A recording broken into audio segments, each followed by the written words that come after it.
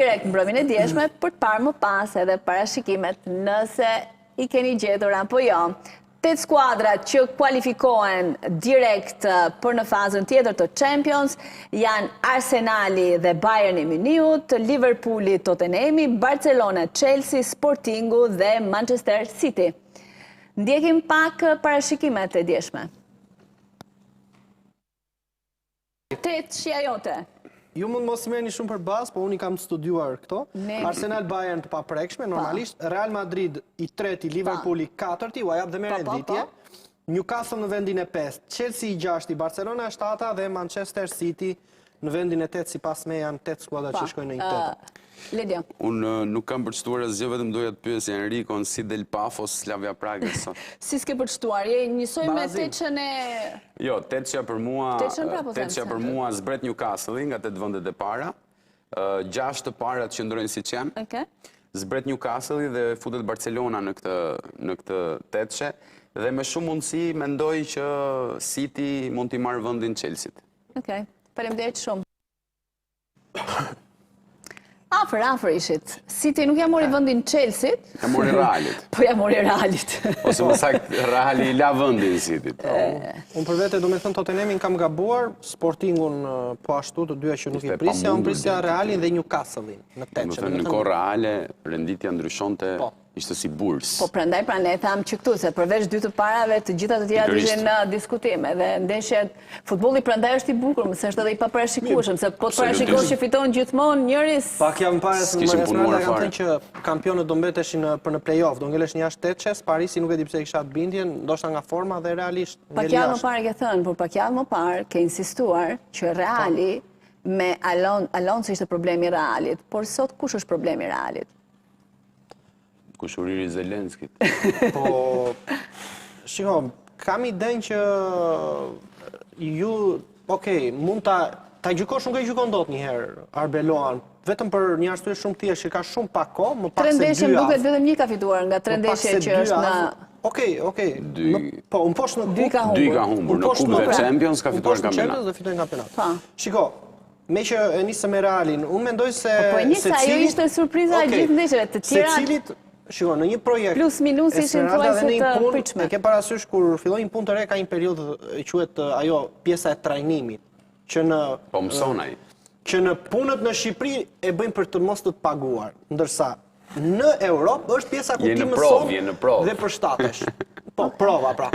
Tani, nuk e di se çfarë prisni ju që në javën e parë të një trajneri që pavarësisht se është i familjes madrilene sepse ka drejtuar ekipet zinxhir, të përshtatet aq shpejt dhe për të bërë një skuadër kompetitive. Unë mendoj se nuk kam probleme me trajnerin. Unë them që problemi i Realit është krejt tjetër, nuk ka lidhje me trajnerin dhe është një problem që do ta shoqëroj derisa të blej Haalandin e të heqë Mbappé. Derisa të vi Videri që të thehen sa gjëra. Derisa të vi Vera që të vendi 9 nuk është ndonjë...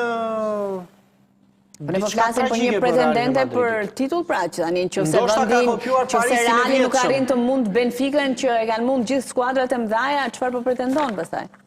Ndoshta e ka parë të udhës që edhe play-offi nuk është ndonjë gjë e vështirë, duke qenë se edhe vetë rregullorja, formati që nesër sigurisht do të njëjë kundërshtarin. Ndoshta do t'i hakmerret Benficës në play-off, sepse janë gjasa që ka 50% shanse që të luajë sërish me Benficën. Aty pastaj unë jam shumë kurioz të shoh nëse portieri me shumë dhunti ose le të themi kishte një lloj dëshire edhe cilësie për të shënuar gol, aty do shoh nëse ai do dalë dhe do shënojë atë golin që bëri në fund. Ai ishte në sekondat e fundit goli dhe goli 4. Benfica ishte në avantazh 3-2. Ta thash edhe që parë, vetëm tifozat e Realit nuk dolën me të kuq dje. Do të thënë, futbollistët e Realit, po të kishte edhe 10 minuta lojë, do dilnin dhe 3 tjerë me të kuq derisa të shënonte Benfica. Ishte e parë ajo ndeshje, figurë totalisht e parë, madje kamera fokusonte Mourinhon, që i thoshte portieri dilti, shko atje tek sulmi, se tani është momenti. Një cross edhe qëlloj që absolutisht ndodhur. Ajo është sekondat e fundit mund të ndodhë, plus që ajo është edhe me rrezik. Se qa reziku? Po Benfica e vdekur ishte, qa mund bëndë tjetër? Jo, rezik them që të barazon të Realit, se në qëfëse një moment ishte ta kapte topin do një nga futbolistët e Realit. Ideja ishte që Reali nuk donë të të barazon të ndeshje. Me që jemi të Reali as në ndrat më të bukura, pavarësisht që unë kam vlerësim për Mourinho në Esmeralda, nuk e kishte menduar se do të shkonte ashtu, është për mua shumë e merituar, po deklarata e trajnerit në përfundim të ndeshjes, e Mourinhos dhe Special One që thoshte se e dja që do të shënonde portieri, kalon nivelin e jo të normalitetit, po ndoshta kalon pak në, nuk e cilëse do të në Tani pas faktit të kryer të gjithë bëhen profeto Enrico, edhe unë nuk të them e dja që ti do i parashikoje ndeshjet. Qëse do i kishe parashikuar sakt, po tani këto janë kështu e kupton domethënë. Shiko, jo, sepse tha që në dueli me Porto ju afrua shumë pranë golit, dhe pastaj unë jam me iden që me mendimin e Ledios, kur ti e ka që sigur që ky zotria mund të shënoj dhe ndeshjen tjetër nëse bie me Realin apo me Interin, sepse Mourinho i bien dy ish, le themi, me njërin që fitoi Champions League-ën dhe i bie ndoshta mund t'i bjerë edhe Reali, pastaj aty do të shikojmë pak ato që ju thoni, problemet e Realit, fatin deri diku në Reali ka lënë pikë edhe me ndeshje të tjera të vogla në Champions. Gjithmonë Reali Madridit, historikisht në Champions, gjithmonë është mundur nga skuadrat vogla, historikisht. Nuk është në I ka lënë këto pikë rrugës, sepse më pas mund të ketë fituar disa ndeshje të tjera të cilat nuk i përbëjnë asnjë lloj rëndësie humbja e pikëve me qoftë me Benficën apo me skuadrat tjera. Jo më larg se vjet. Okej. Një tjetër ndeshje që shumë e bukur për të parë dje ishte Napoli me Chelsea, edhe pse Napoli nuk arriti dot më shumë se t'i bënte 2 gola. Por pësoj 3, kështu që mbetet jashtë Champions. Napoli vërteton edhe një herë nivelin e futbollit italian që është për tokë, përveç faktit që ka disa futbollistë dëmtuar. Nuk duhet përjashtuar kjo gjë, por Chelsea është një skuadër e cila në kampionatin anglez renditet me skadër skuadrave të para, por nuk është tek skuadrat, le të themi, më të mira, apo që gëzojnë formën më të mirë. Ka pasur dhe ajo oscilacionet e veta. Rikthimi i rezultatit nga Napoli në pjesën e parë, ndoshta dha shpresë sikur kishin mundësi edhe të kualifikoheshin, edhe ndoshta ajo dëshira e madhe për të qenë mes 24 skuadrave më të mira, duke deri në minutën e 60 e arritshme. Më pas ishte braziliani Joao Pedro që shoi të gjithë shpresat e napoletanëve, duke i dhënë një shuplak jo vetëm Napolit, por edhe futbollit italian, sepse është kampionja në fuqi e Italisë Napoli. Esmeralda dhe renditet, mos gaboj, në vendin e 30. Nëse nuk gaboj, është në vendin e 30. Do me thënë, renditesh në vendin e 30, në 8 ndeshje të marrësh 8 pikë, të shënosh vetëm 9 gola në 8 ndeshje dhe të pësosh 15, do të thotë që forma jote lë shumë për të dëshiruar. Sidomos kur ke pikën më të fortë në mbrojtje, sepse është quar, do me thënë, jo vetëm Conte, po edhe skuadra e Napolit. Ka shumë mungesa, e tha Ledio. Kanë përshtypjen gjitha ato mungesa, pastaj mbrojtjen ne pame dhe Chelsea. Do me thënë, kanë përshtypjen, po të kishte pasur, mos kishte pasur gjitha të mungesa Napoli, me ato mbrojtjen e Chelsea dhe i goli pari Napoli të jeri ishte... Me ekip të plot mund të diskutonim ndryshe. Ti nuk mund të lësh vetëm në ndeshjen e fundit, kur ti kalendarin e ke marrë që javën e parë. Të jam dakord me ty, si është po flasim për ndeshjen aty, po që Napoli, do me thënë se cila e përgatit vetë rrugën e vetë. Do me thënë ti luan një super pjesë parë, 25 minutë, unë mendoj shumë i mirë. Ledio mund ta konfirmoj me Chelsea, ndërkohë ti me PSV pëson 6 gola. Pra, ky është kampioni i Italisë, do me thënë ky është niveli kampionëve të Italisë. Të marrësh vetëm 2 fitore në 8 ndeshje, kur pjesë e kundërshtarëve nuk ishin në një niveli shumë të lartë. Ne e thamë Kopenhagen, PSV Eindhoven, minimumi 4 pikë dhe Chelsea dhe Napoli nuk do t'i duhej fare të friste veten dje, por i duhej një barazim me Chelsea dhe pastaj qëndronte në 24. Kështu që kam idenë edhe trajneri Conte ndoshta këtë priste ti fokusohet, është trajner kampionati me pak fjalë, duket që justifikimet i ka pas të shumta edhe ditën e djeshme, ashtu si gjithmonë, qoftë me arbitrimin, qoftë me mungesat e merat, por nuk besoj që një skuadër që cilëson veten të madhe të vazhdojë. Interesante rezultati i Atletico Madridit me Bodo Glimtin. Këtë ne nuk e konsideruam fare. Madrilenët mbrëm kishin vendosur që ti shikonin kundërshtarët e tyre kështu si All Stars. se është pa mundur tani të mendosh Atletico Madridit me Bodo Glimt, ndërkohë që Bodo Glimt deri në vitin 2025 nuk ishte fituar asnjë ndeshje në Europë dhe vjen në 2026 në Champions League fiton 2 ndeshje. Pra, në pjesëmarrjen e këtë Champions, në 6 ndeshjet e para mori 0 fitore. 2 ndeshjet e fundit që ishin më të forta dhe mundshme, që mund të luante në historinë e saj Bodo Glimti, pra Manchester City dhe Atletico e Madridit, të dyja i ktheu në ndeshje pozitive për veten, fitoi 3-1 kundër Cityt. Dhe dje mundi Atletikon, një skuadër e cila mund të shquhet për gjithçka, po vetëm për humbjet brenda në shtëpi. Dhe këtë ja shkaktoi Bodo Glimti. Pra e çuditshme se si Atletico kërkoi dje me do e mos të qëndronte mes vendit 9 dhe 24, pa synuar për të ngjitur më sipër. E kuptoj. Mirë. Parisi me Newcastle-in, qartësisht duket se Parisi nuk është më i dikurshmi, domethënë një vit më parë. Këtu Esmeralda për shembull Parisi, Newcastle kanë një lidhje kështu fare fisnore këto. Presidentët me njëri tjetrin. Në thënë futemi në këto teoritë konspirative tani. Janë kushëri. Po, janë më të vërtet kushëri. Okej. Parisi ishte me fat, mund të thuash dje ka qenë realisht. Parisi me fat, fituesja e Champions League-s me fat. Jo, dje ka qenë me fat, jo, sinqerisht do me thëmë të shikoje mundësit që ka. Pra ti nuk shef mundësi kushërinë që aty, nga thjesht thua ishte fat. Po edhe me kushërin, ke gjithmonë një lloj rivaliteti. Pse ai ka makinë më të mirë, pse ti s'ke. Pse ai s'merr lek borxh ti merr. Por në rastet që ka humbur Newcastle, ditën e djeshme dhe mua kjo, le të themi, kjo ndeshje mi prishi të gjitha ato parashikimet sepse fitoria e Newcastle do ta mbante me 8 më të mirave, humbi dhe një penallti në nisje Osman Dembele, fituesi topitar. Fituesi topitar dhe prisja dhe këtë shtes në ledjo, por ti këtë kisha merak dje kur humbja, se çfarë do ju them aty për Dembele. Si do merre unë, si do ta mbroj Dembele. Si ta mbroj Dembele që kërkon 60 milionë euro në sezon. Pas kemi parë ndeshjet e tjera. Shënoi Vitinha, barazoi Willock për Newcastle, por 3-4 raste shumë të mira në fund që mund ta përmbyste dhe një Paris që nuk e di.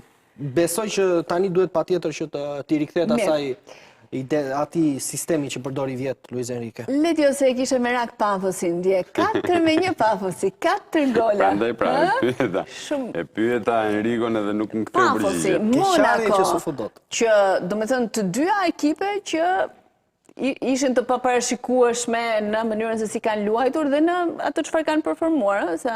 Shiko, kanë performuar shumë mirë, por edhe kanë mësuar shumë. Pafos një skuadër e cila askush nuk besonte që ndoshta mund të merrte ndonjë pikë. Ishte kur e shikoje në renditje ose gjatë kohës kur u hodh shorti në fillim, kuptoje që ishte një nivel me Kairat Almatin, por përfaqësimi i tyre goxha i denj bëri që ta mbyllnin pozitivisht këtë ligën domethënë fazën e ligës dhe për mua një skuadër e cila është përngjason pak me Karabakun, po ta shohësh, sepse kanë një alternim lojtar është disa vendas me disa brazilian, pra më sjell në mendje Shaktarin e dikurshëm. Shaktari, një ekip ukrainas i cili për disa vite me radhë, le të them, përveç se demonstronte futboll të mirë, prodhonte edhe futbollistë të mirë, shiste edhe futbollistë cilësor dhe merrte pjesë çdo vit duke bërë edhe surpriza edhe rezultate mbreslënëse në fazën e Championship. Pak a shumë, Pafosi është në hapat e parë të këtij Shaktarit të dikurshëm, të paktën nga modeli se si kanë menduar ta krijojnë këtë skuadër me përfshirjen e disa lojtarëve me eksperiencë, por edhe disa lojtarëve me goxha talent që janë. Në fakt, Çipra është e çuditshme se si që përveç Enricos nuk besoj se ka pasur njëri tjetër që ka besuar tek ai ekip. Te Pafos. Po, ky është do rrisuesi për Ballkanin është Enrico. Ka një gjë. Pse mos t'i shohni imazhin Pafosit në Shqipëri? Keni menduar ndonjëherë?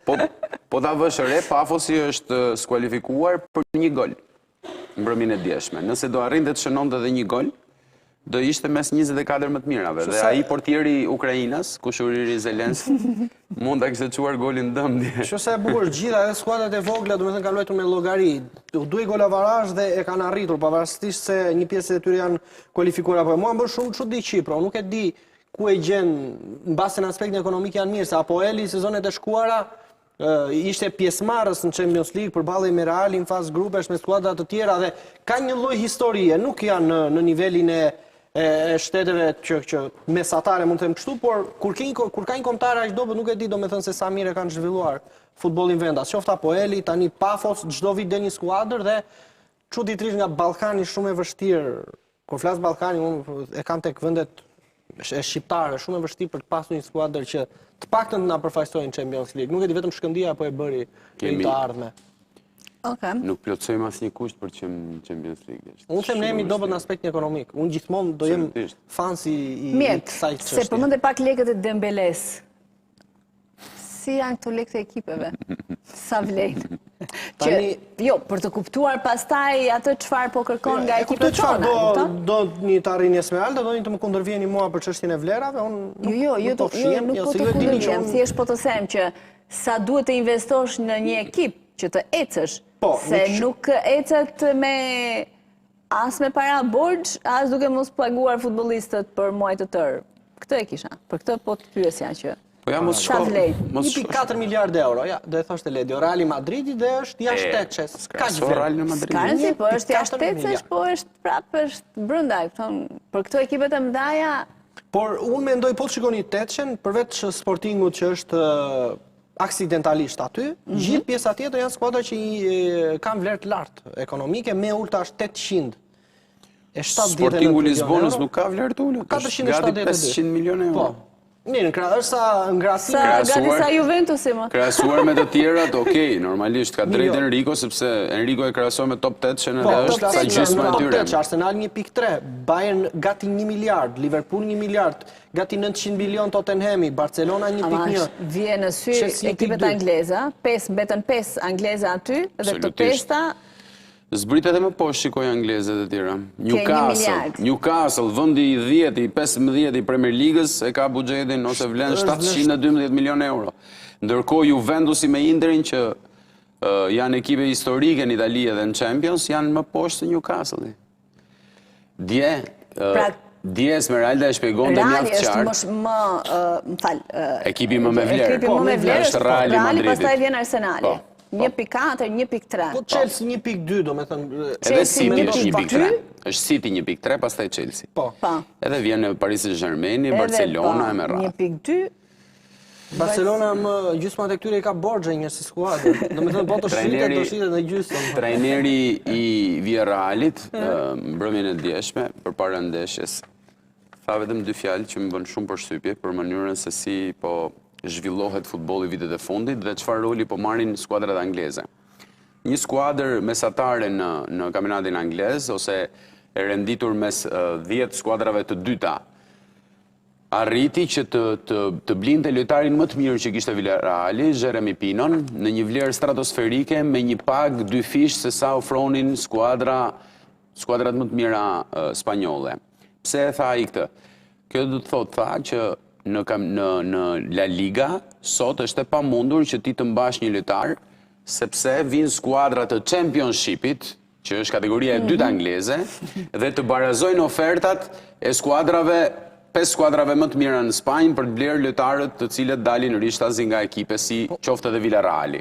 Ai e kishte për Crystal Palace, që i bleu lojtarin më të mirë me një vlerë stratosferike që nuk ishte për ta shitur kurrë në Spanjë, dhe kjo tregonte që skuadrat e nivelit mesatar në Angli janë më të forta se skuadrat që kryesojnë në Spanjë, ose që janë mes 4 vendeve të para në Spanjë, dhe është e pamundur thoshte të luftosh me këto lloj skuadra që kanë buxhet, domethënë skuadra në kategorinë e dytë ose në 10 ekipet e dyta të Premier Ligës janë shumë fish më të pasura dhe kanë shumë më shumë buxhet për blerjen e lojtarëve, qoftë në La Liga, në Serie A apo edhe në ligën franceze. Futboll vitet e fundit, sepse s'flet para një dekade gjysmë, aty e kishte Los Blancos që shpenzonin aq në përpjestim të drejtë sa shpenzojnë anglezët sot, për atë s'fliste njeri. Kur nuk ka shpenzuar një skuadër siç po shpenzuar. E ka zbukuruar futbollin le të. Në kampionatin anglez ekipe nuk arrit do ta kuptoj Champions 5 të kualifikuara direkt. Ndaj është më i ndjekur, është më i bukur, i ka vlerat më të larta transmetimit e merat. Pikërisht nga këto arsye. Po më kanë shit dhe bluza, kanë bërë dhe lek përmes shitjes bluzave. Lej këto Enrico tani pa hajde. Po jo mirë. Gjenerojnë para në mënyra të ndryshme, po është e pamundur justifikimi i këtyre parave, se stadiumet po të njëjtat vende janë. Bluzet, po ato bluze janë, futbollistët po ato futbollistë janë, ka pas edhe të tjerë. Kur Cristiano Ronaldo ishte lojtari më i shtrenjtë i momentit, vindet e Reali, më pas Reali me Bale, me lojtarët më në formë, edhe më të shtrenjtë të shpenzonte edhe askush nuk u qanë nga ekipet angleze. Është pa mundur që ti në një skuadër të paguash 10 lojtarë nga 30 milion euro në sezon, është pa mundur. Sepse e tregoj. Është pa mundur Enrico se nuk ka se si nxjerrë, nuk i prodhon dot. Shkumbin Pireva, gazetari i Telegrafit nga Kosova na është bashkuar në këto momente. Shkumbin, përshëndetje.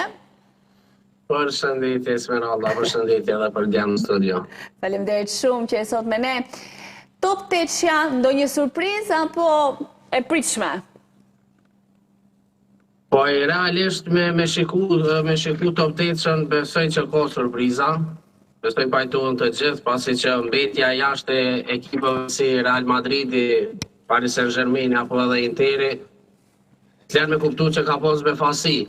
Ndërsa klubë si Tottenhami dhe Sporting Lisbona nuk është që kanë cilësinë e këtyre 3 skuadrave që i përmenda. Shtu që po, ka pas befasi, por janë ato pozita me merit, pasi që kanë treguar në të ndeshje futbol të mirë se cila nga këtu, dhe besoj që në fund reditja ka qenë meritore për të gjitha. Emri të mban i farkohe, po nuk të mban për jetë, kështu që po them për shembull për Juventusin në këtë rast, por qoftë edhe Reali, se Reali ka lënë pikë me ekipe që s'do t'i konsideron të as me ekipin e 2 e 3. Realisht, ekipët aktuale nuk është se krahasohen. Real Madridi edhe aktualisht ka një skuadër të mbushur me hyje, por problemet e egos të tyre dhe ndryshimi trajnerëve po bën që mos mi marrë rezultatet e pritura. Ndërsa Juventusi shkaku i krizës që ka kapluar në 50 vitet e fundit, është edhe në këtë nivel dhe besoj që i nevojiten edhe 2 apo 3 vite për ta bërë një skuadër shumë konkurruese që ka pas në dekadën, domethënë në 10-20 vitet e fundit, para këtyre 5 viteve të shkuan. Kështu që po besoj që Reali ka skuadër dhe është dashur të jetë në top 8, për këto problemet me egon e futbollistëve dhe me ndryshimin e trajnerit, do të thonë që nuk i besua në projekte të Xabi Alonso, se e bën që Reali të mbetet jashtë 8 së madhe, dhe shtoja këto që e përmend edhe ti emri, shumicën e kundërshtarëve Real Madridi imposhtë vetëm me emër, por ty në fushë dhe nga frika e tyre. Kur kishte burra, se tani... 3 humbjen 5 ndeshjet e fundit. Kur kishte burra në skuadër i bënde këto Po pra, këtë po thotë. Rikthime. Do të thënë këto skuadra mund të vetëm me fanelën, kurse tani kur shpenzonte dy fishin e kundërshtarëve. Po nuk ka rëndësi pra ne ata këtë pra që ka hedhur pra është ekipi i dytë me më shumë para dhe pra po pra, është i dyti. Real Madridi ka shpenzuar edhe në verën e fundit, 270 apo 80 I pari, është i pari. Është ekipi që shpenzon më shumë, por unë nuk e di se çfarë parash tjera duhet hedhi. Problemi është se si shpenzon dhe parat, Enrico. Kjo është shumë e rëndësishme. Nuk kam pasur aq shumë sa për të vrarë mendjen se si do t'i shpenzoj. Ska që po edhe pak, njësoj është ajo, si pak si shumë. Ata lojtarët u shtëritur vlera aty se këtu është diferenca. U shtëritur vlera në skuadrës, Merla. Nuk kanë harxuar 100 milion euro për atë Vinicius Junior, kam iden 30 apo 40 milion, që ai tani vlen 150. Mbappé e morën falas e me radhë. Shiko, ai malli falur duket sikur nuk të bën punë. Më mirë ta kthejnë atë Mbappé. Mbappéja që pretendon topin e Shohim pak to që të flasim pak nesër hidhet shorti, nuk gaboj dhe si do të jetë në to. Atëherë, ekipet që do duhet të luajnë ndeshjen në play-off për të siguruar kalimin më tej janë Real Madridit, Interi, Paris Saint-Germain, po i them sipas radhës sepse janë shumë të rëndësishme për mënyrën se si hidhet shorti. Newcastle, Juventus, Atletico Madridit, Atalanta, Bayern Leverkusen, Dortmund, Olympiakos, Club Brugge, Galatasaray, Monaco, Karabah, Bodo Glimti dhe Benfica. Këto janë ekipet që... 16 skuadra që do të përballen me njëra tjetrën. Po, dhe 8 prej të cilave i bashkangjiten 8 të parave. Do t'jenë rivalet e 8 të parave. Kush fiton këtu? Si është mënyra se si hidhet shorti? Do të themi, grupohen skuadrat në 2 vende. Pra, vendi 9 dhe vendi 10 automatikisht përplaset me vendin e 23 dhe 24. Këtu kemi short mes njërës dhe tjetrës. Pra, Reali Madridit dhe Interi janë renditur në vendin e 10. Mundësit që të përbalen janë 50% me Bodo Glimt, 50% me Benfica. Supozojmë që gogla e parë bie Real Madrid dhe gogla e dytë Benfica, automatikisht dy goglat e tjera janë Inter, Bodo Glimt. Nuk ka skuadra të tjera në këtë vazo. Tani, dhe dy që dalin nga kjo ndeshje, nuk ka ndeshje tjetër, kalojnë direkt, ë? Po, në fazën e 1/8. Do dalin 8 fitues. E kuptova. Do me thënë, ekipet Esmeralda që kanë bërë më mirë dhe janë në play-off, do të kanë këtë luksin e para që luajnë shtëpi ndeshjen e parë dhe dyta që do të luajnë me ekipet e fundit tabelës, pra vendit 24, 23, siç e tha Ledio, siç dihet ekipet të vendosura më mirë që janë anën e majtë të grafikës, janë ekipet që janë të hapura edhe kur t'i dhe në vazot nesër, pra do të zgjidhen vetëm me anë të goglave, do të zgjidhen vetëm kundërshtarët e tyre, sepse kush i bie, po. 8 që janë në krahun e majtë, që janë Real Madrid, Inter, Paris, Newcastle, e presin kundërshtarin. Do me thënë që edhe kuptohet më mirë duke i thënë me emra. Tani, shkumbin, një përballje tjetër mes Realit dhe Benficës, si do të dukej? Shumë e vështirë për Realin, u po që Benfica ka zhvilluar një ndeshje shumë të fortë dhe një trajner i madh si që është Mourinho e analizon secilën ndeshje dhe shkaku i raportit paksa të tensionuar me Real Madridin, po besoj që do të jetë një ndeshje shumë e vështirë dhe do ta ketë shumë problem Real Madridit të kalojë tutje. Kur dihet që edhe disa mungesa do t'i ketë pas 2 kartonëve të kuq që i morën në ndeshjen e mbrëmshme, ndërsa Inter Bodo Glimt po besoj që Interi do t'jetë një favorit më i qartë. E kuptoj. Ndoshta Interi mund ta ketë më të lehtë edhe me Benfican. Pasi që po Inter Benfica kush është më e favorizuar, me që Benfica që nga e favorizuar me Realin? Kurdo? Kush është më e favorizuar në rast se bie Inter Benfica? Interi apo ekipi Mourinhos? Jo, Interi është më i favorizuar. Lidion. Është në forma të lartë dhe Interi nuk është se ka ndryshuar strategji loje dhe Interi vazhdimisht po prodhon lojën e njëjtë. Çdo ndeshje e shumë që prodhon shumë, ka pas problem me mbrojtje, po tash kohëve të fundit ka filluar me përmirësu dhe po besoj që rezultatet veç kanë ardhur ngritje për Interin. Mirë, ne thamë. Nësa desha me potencu edhe diçka, Interi dhe Real Madridi në rast se kaloi tutje, tani edhe në pjesën tjetër shortit në fazën tjetër, janë mos të privilegjuar, por i kanë mundësi të luajnë me pozitën e 7 dhe 8. Do me thonë njërën me Sporting Lisbonës dhe Manchester City. Me Manchesteri nuk do e quaja shumë të favorizuar, me thonë drejtën. Po them për nga shorti se si që është mirë. Normalisht që nuk ka më favorit në një tetën e finales. Në ka një, vetëm do të thoj diçka më. Kush tjetë ekipi më i dobët në atë tetë, që më i dobët, më i lodhur përballet me Interin gjithmonë. Inter Sporting, a them unë që sot është e vdekur, domethënë në ka skuadër që ka kaq shumë fatë. Kanë thënë gjithmonë mos e paragjyko fatin. Ju personalisht toni që Interi është skuadra më e mirë, domethënë ju personalisht këtu okay, prisja ta dëgjoj diçka të tillë. Fati favorizon tash më mirë nëse luan Interi me Sportingun tash. Nuk më plotësoj dëshira të gjoj ndonjëherë Ledion ta thotë të gjë. Ndaj e kam me ju si e ke harruar parimin tim, domethënë që po që ekip italian, unë jam italin. Kur jemi brenda Italisë, pastaj kam preferencat e mia, por edhe me preferencat e mia, kur ka shqiptar, jam me ekipin tjetër, kështu që të gjitha italianët kur dilin në shkollë tjetër, të gjitha italianët në këtë fazë. Ledion, sepse ajo çfarë kuptova unë nga komenti jot tek Benfica Real Madridit ishte se ju bë një farë padrejtësie Realit me kartona me të gjitha që të fitonte patjetër Benfica. Reali e lejoi këtë padrejtësi ti ndodhte që të kualifikon dhe Benfica. Sepse do ta peshkoj sërish në fazën tjetër e do ta shohim. E lejoi Reali, pra jo si u bë padrejtësi. Në një lloj forme ishte një, le të themi, Reali ishte i kualifikuar, nuk kishte më çfarë bënte. Sepse ndryshe bie që ndeshjen e dytë Reali e ka prapë Benfica dhe do ketë të njëjtën pamje. Shiko, kudo që të luaj Reali me Benficën, me Sportingun dhe Porton bashkë, të treja bashkë të bëhen, nuk e mundin dot. Domethënë futboll të pastër. Pastaj, se që ndodhë, futet portieri Ukrainas, që ka vuajtur nga lufta edhe shkoi atje dhe pa që mund fluturonte mes gjithë atyre dhe mund shënonte dhe gol, këto i shohim një herë 100 vjet. Nuk ndodhin shpesh. Mbi të gjitha kur i thot dhe Mourinho shko atje se do bësh gol. Se këtu është prani dhe special one quhet i tillë. Dhe special one prandaj është i tillë, sepse e gjeti fix momentin kur duhet shënonte portieri.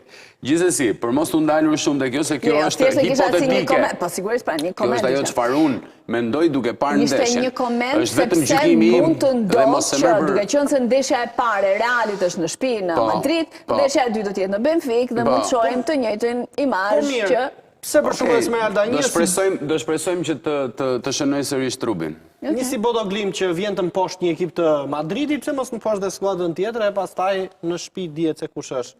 Me që po flasim për mirë do ishte në fakt, sepse unë mendoj që në momentin që ti nuk merr seriozisht çdo ndeshje, atëherë vjen në fund edhe mund edhe të humbasë se nuk e ka filluar Champions League, Esmeralda kishte nxenë. Një ndeshje është ajo, e kupton dhe si dihet asnjëherë. Esmeralda, këto skuadra ishin të kualifikuara më Esmeralda. Ishin të kualifikuara. Po mirë, futeshin në Teçën, s'kishin nevojë me u lodh, se do lodhet edhe brenda. Reali ka punë edhe në kampionat, se do të kalojë Barcelonën e ekipet tjera.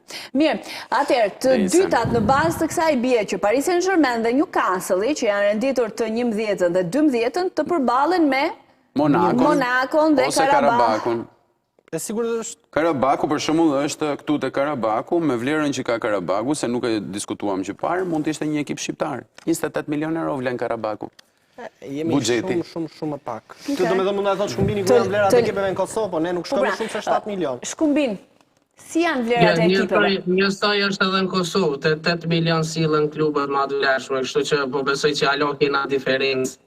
Dhe është niveli pa arritshëm për ekipet shqiptare, si në Kosovë, si në Shqipëri, por edhe në Maqedoni është, besoj që është i pa arritshëm niveli Champions League-s momentalisht. Mirë. Ndonjë vështirësi për Parisin Newcastle-in me Monaco ka surprizuar her pas here në fakt? Monaco nuk zon një formë të mirë periudhën e fundit, ka edhe për shkak të dëmtimit të disa lojtarëve. Po ndoshta e kthehen deri atëherë. Apo ja. Po, ndoshta edhe mund t'i kthehen, por besoj që ndeshjet janë shpejt. Muaj shkurt. Kam përshtypjen, po muaj shkurt është pas nesër apo jo? Po pra, sa shpejt erdhi. Po shumë Valentini kur i vjet. Muaj shkurt i bie pas 16 ditësh. Se gjithmonë për Shën Valentin ka pas Champions League. Ne kemi qenë të privuar ne dhe duhet zgjidhim me patjetër futbollin, kështu që të radhë i bie kështu e diel ose mos e thuaj që tani se. Dhe për të shtuar diçka, Parisi vjen si skuadër e kualifikuar, pra le të themi nga renditja e dytë, jo top 8. Ke shpëtuar që qënë ka mbas datës 17 në Rikon, kështu që rri qetë. Më falë, Lediose, për ta qertësuar këtë dhe ku shpret që të kaloj shumë Valentin. Më rëndësishme dashuria se sporti. Po pra, për qertësuar edhe Enrikon, po edhe ku shpret që të festoj me Enrikon, që nuk ka justifikim në këtë Atë që na mungojmë, vete gjua ku, si sha. Ku dhe më gjua. Zmerta pora Paris, Monaco, Ledio, mos e diskuto fare. Paris, Monaco, le ta quajmë një derbi francez, po që Parisi është këta kanë gjë kushërim me njëri tjetrin, presidentet apo jo? Jo, nuk do të thënë Monaco është skuadra e princit, kurse Parisi është e princërve të tjerë nga Juventus Atletico Madridit i bie të përballet me Bruges dhe Galatasaray. Në letër të gjithë italianet, po t'i shohësh kanë kundërshtar të lehtë. Edhe Atalanta, edhe Juventusi, edhe Interi. Atalanta dhe Leverkusen përballen me Dortmundin dhe Olympiakos. Pikërisht. Në letër të gjithë thuajse janë skuadrat përballueshme deri diku. Shkumbin, kë mendon se cila do të jetë teçja e radhës që do kaloj? Po teçja e radhës me shumë mundësi do të jenë këta nga pozita e 9 deri në pozitën e 17. Pra Reali, Inter, Parisi, Newcastle, Juventus, Atletico, Atalanta, Leverkusen.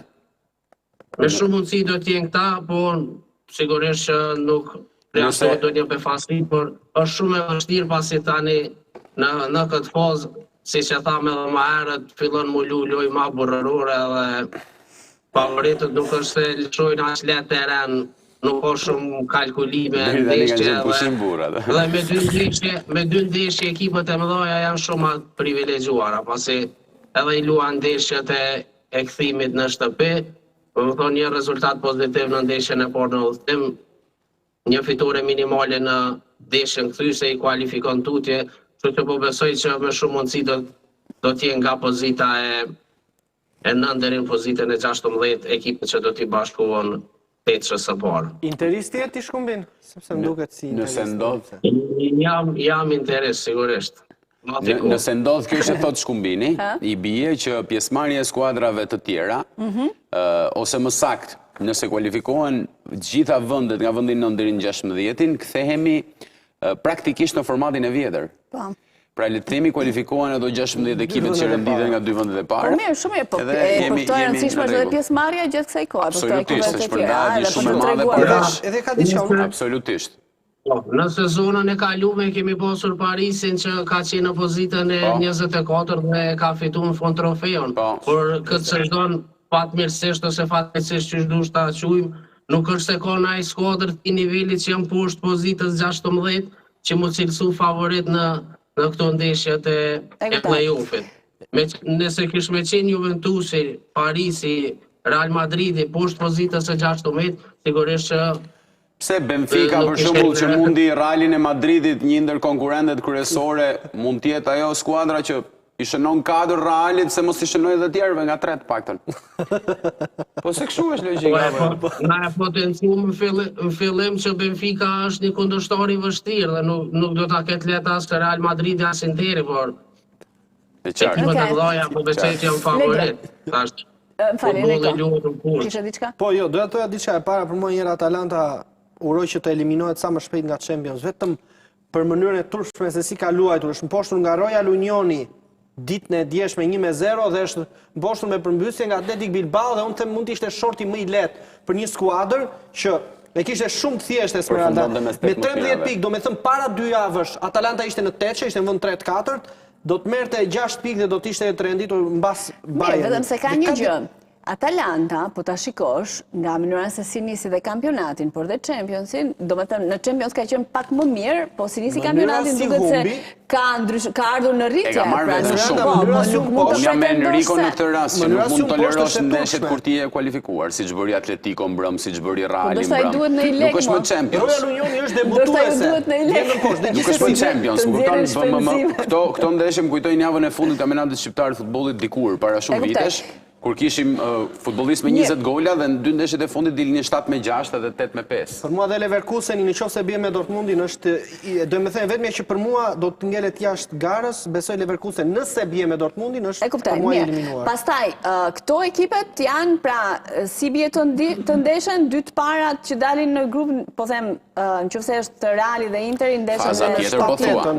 Faza tjetër. Apo është pra le të themi është ndar Reali Madridit me Interin ndeshet me vendin e 7 dhe të 8. Nëse këto dy ja kualifikohen. Dhe Bayerni, po themi, nëse jemi kështu, i bie me Atalantën dhe Leverkusen. E kuptova. Do me thënë gjithë shorti Barcelona me Juventusin dhe Atletikon, për shembull, duhet parë renditja. Renditja është e tillë, ja ti themu si ndeshen. Arsenal Bayern me Atalanta Leverkusen, supozojmë që janë kualifikuar. Liverpool Tottenham me Juventus Atletico, Barcelona Chelsea me Paris Newcastle dhe Sporting City me Real Inter. E kuptoj, po, Shkumbin, kishe diçka? Po, te këto çiftet e fundit mendova që edhe Dortmundi është në pjesën lart, po Dortmundi që ka pjesën poshtë, edhe unë besoj që nga këto pozitat vetëm Dortmundi mundet me bo befasin. Pajtohu me Enricon që dha edhe Leverkusen, po dhe Atalantën besoj që mundet me poshtë. Mirë, tani se jam edhe në fund fare, edhe kam një pyetje për Shkumbinin që nuk lidhet me Championsin, me këtë Champions, por lidhet me futbollin në Kosovë. Është hapur gara për kreun e federatës së futbollit? Keni zgjedhje? Kush garon? Po, tingët janë me 5 shkurt, mbahet kuvendi i Federatës Futbollit Kosovës. Kryetari aktual e ka zyrtarizu kandidaturën, po dhëra që edhe kandidat tjerë do të ketë, por halo ka qartësi rreth njërini që ta të them opozita ose kandidatët tjerë mendojnë që duhet të hiqet, që është sigurimi 15 nënshkrimeve të delegatëve për të shpallur kandidaturën. Nëse ai nën hiqet, po besoj që do të ketë kundër kandidat. Nëse nuk hiqet ai nën, po besoj që do të jetë kandidati vetëm kryetari aktual dhe me shumë mundësi do të rikonfirmohet edhe për 4 vitet e ardhshme. E kuptoj. Enrico, po keni? Ka dhe keni zgjedhje? Ka dhe të ne në muajin shkurt. Do me thënë, aq gare forca përmendi Shkumbini pritet jetë dhe këtu, deri tani vetmja kandidaturë e konfirmuar është presidenti aktual Armand Duka dhe nuk ka asnjë kundërshtar deri tani i cili ka hedhur kandidaturën për ta. Është nga që si ja dolën në zgjedhjet e fundit, më mirë mos tendojnë fare. Po kam iden me ato arritje aktuale të kryeut federatës me, le të themi, me atë forcë që ka edhe në Europë në UEFA, them se është e kot të konkurohet. Mendoj unë, gjithsesi. Tani, shpresa vdes e fundit, por që... Po, kur janë zgjedhjet? Në shkurt? Në shkurt, po, javën e 2 të muajit shkurt. Por nuk është se kemi një kandidat, për shembull, një pretendent. Aktualisht është vetëm një emër dhe është Zoti Duka dhe askush tjetër. Deri tani, ka ende ditë në dispozicion, por duket që gara do të jetë me një person vetëm, një konfirmim më saktë i 5 nëse zgaboj mandateve të fundit të tij. Shkumbin, faleminderit shumë. Kështu që pas kemi për diskutuar tani se po shkojmë edhe drejt Marsit, kështu që kemi edhe play-offin tonë. Faleminderit shumë. Faleminderit Legja Enrico. Kur sa Mars, Kosova dhe Shqipëria shpresojmë ta bëjnë krenor. Prandaj tani sytë janë atje më së shumti kanë përshtypjen në diskutimet tona. Mirë, faleminderit shumë që ishit sot me ne. Shihemi nesër. Për lajmet e fundit nga vendi Rauni dhe Bota, shkarkoni aplikacionin e Euronews në App Store dhe Google Play. Programet tona mund t'i ndiqni edhe në radio në frekuencën 105.7.